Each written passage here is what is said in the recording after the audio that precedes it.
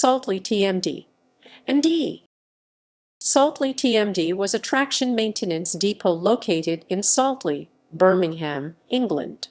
The depot was situated on the east side of the line between Birmingham New Street and Water Orton, and was near Saltley Station until the station closed in 1968. The depot code was SY. History. The steam loco shed closed to steam 6 March 1967, but a locomotive inspection point was built along with a few offices.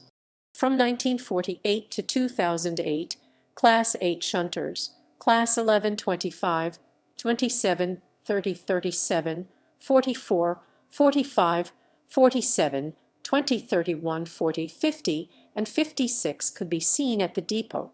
The loco inspection point was open until 2005, and the locomotives moved to other depots, with the last one leaving in 2008.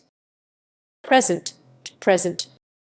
The offices are still open and are a signing on point for DB Schenker drivers, but the depot is derelict and there are no trains present.